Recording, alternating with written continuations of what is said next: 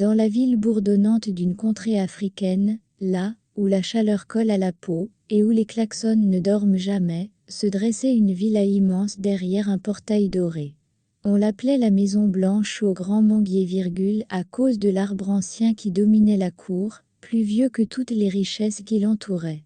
Et à cause de la couleur immaculée blanche de la concession, qui suscitait sans aucun doute envie pour les habitants du quartier. Car l'on aurait cru que la vie au sein de la bâtisse s'apparentait à la prestance de la maison et de ses atouts, mais hélas, André et son épouse Mireille étaient parmi les personnes les plus riches du quartier. Import-export, immobilier, contrat avec des sociétés étrangères, leur nom ouvrait toutes les portes. Pourtant, ils n'étaient presque jamais chez eux. Constituer et préserver leur patrimoine obligeait beaucoup de sacrifices et de travail, serait-on tenté de dire. Leurs enfants, Sarah, 13 ans, et Olivier, 9 ans, grandissaient sous la surveillance des domestiques, des chauffeurs, des écrans. Périodiquement de tantes et d'oncles, qui assuraient l'intérim, pour s'atteler à boucher les trous de leur absence. Ce mercredi-là, la pluie tropicale venait de s'arrêter. L'air sentait la terre mouillée, et les mangues tombées. Dans le jardin, Olivier était assis au pied du grand manguier, traçant des cercles dans la poussière avec un bâton. « Sarah, tu crois que papa sait que j'ai marqué 2 buts aujourd'hui ?» Sa sœur, assise sur la marche, leva les yeux de son cahier. « Je ne pense pas, tu sais très bien qu'il est trop occupé pour penser à ça. Mais, tu pourras lui dire quand il rentrera. » Le garçon secoua la tête, avec un air désolé.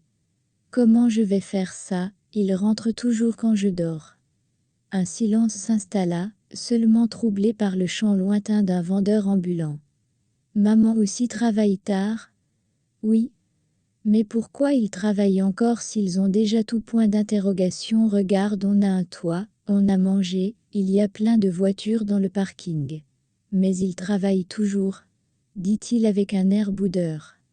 Sarah n'avait jamais su répondre à cette question, car elle-même n'y comprenait pas grand-chose, et avait dû se faire une raison avec le temps.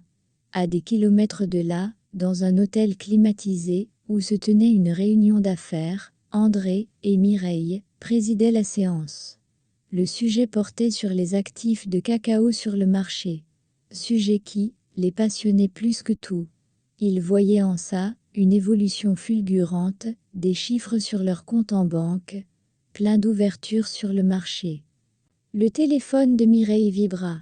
C'était une notification de l'école, qui parlait du match de football des élèves de classe d'Olivier, pour aujourd'hui.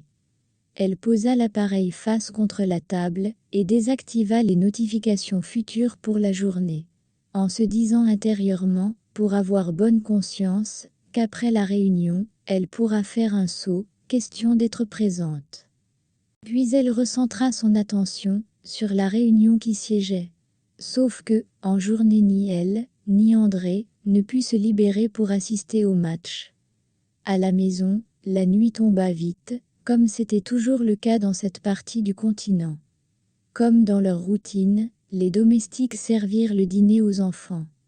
Olivier regarda les plats abondants. Ils avaient toujours un large choix, en des quantités qui auraient pu nourrir bien plus qu'un bataillon. Cela fit monter un goût d'amertume aux enfants assis à table. Et Olivier de dire « on dirait une fête, mais il n'y a personne ». Sarah força un sourire. « Mange, sinon ça va refroidir. »« Je préfère quand maman me dit de finir mes légumes, » murmura-t-il. Plus tard, ils montèrent sur la terrasse. De là, on voyait les lumières de la ville, et parfois les coupures d'électricité plongeaient des quartiers entiers dans l'obscurité. « Quand je serai grand, dit Olivier, je ne serai pas riche. » Amina tourna la tête, surprise. « Pourquoi ? » « Parce que les riches n'ont jamais le temps. »« Et comment comptes-tu vivre ? » ?»« N'importe comment, mais pas comme ça. » Olivier et Sarah patientèrent autant qu'ils purent pour pouvoir voir leurs parents avant de se coucher. Mais hélas, à une heure avancée de la nuit, le sommeil et la fatigue eurent raison d'eux. Vers minuit, la voiture noire des parents entra enfin dans la cour. Le grand manguier projeta son ombre sur le capot. Mireille descendit la première, épuisée. « Les enfants dorment ?» demanda-t-elle au gardien. « Oui, madame. Ils ont attendu longtemps. » Elle sentit une pointe dans la poitrine, mais la repoussa. Car elle ne voyait rien de mal à ce qu'ils faisaient. Ils n'essayaient que de construire leur avenir. En les mettant à l'abri du besoin. Dans le salon, elle remarqua un cahier ouvert sur la table basse. Elle allait le fermer quand elle lut. « Papa, maman, demain il y a la fête de l'école. Si vous venez, je chanterai fort pour que vous m'entendiez. » La signature maladroite d'Olivier tremblait au bas de la page. André entra derrière elle. « Encore des devoirs oubliés ?» demanda-t-il. Elle lui tendit le cahier. Comme à son habitude, ils trouvèrent ensemble une raison de justifier leur absence.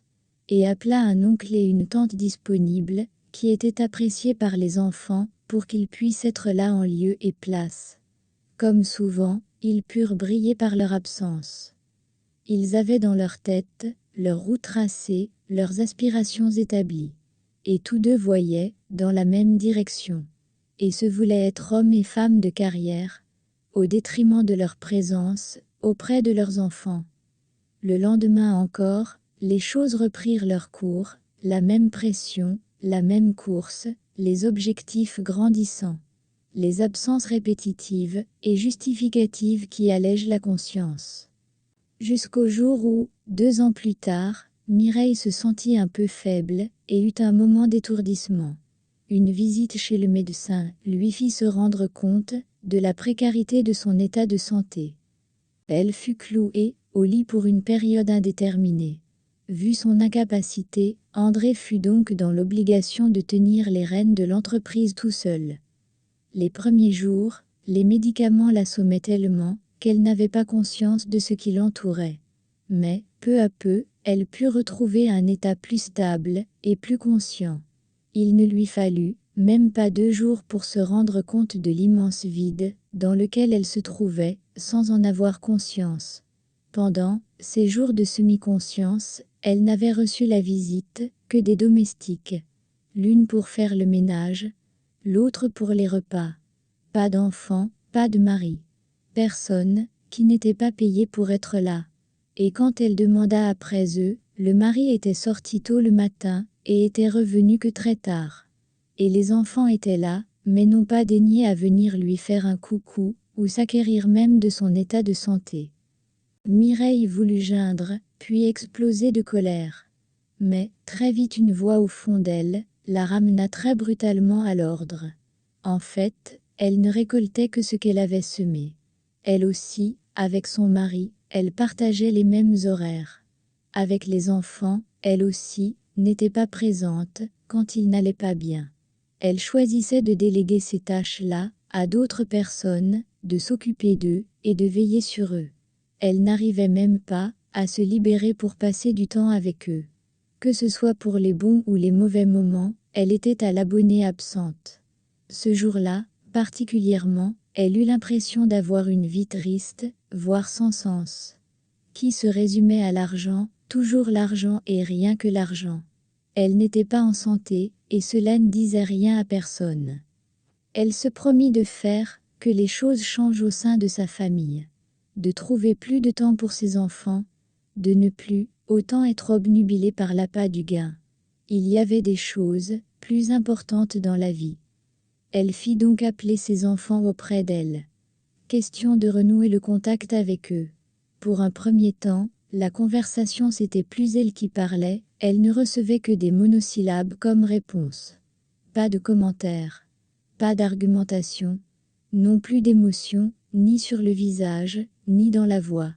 Mais Mireille se promit de ne pas abandonner et de reprendre son foyer en main. Dans la suite de l'histoire, qui viendra dans les prochaines publications, Mireille découvrira qu'elle vivait en fait sur un nid de serpents. Ce qu'elle avait priorisé jusqu'à ce présent l'aveuglait à un point tel qu'elle ne se rendait même pas compte dans quoi elle se trouvait, avec qui elle vivait, ni ce qui se passait dans son dos. Si vous êtes arrivé jusqu'ici, et que vous avez aimé, merci de me le faire savoir en commentaire, ou à me lâcher un pouce bleu, pour motiver ma patience et mon inspiration.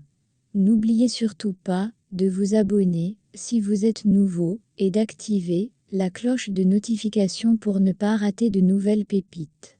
Merci.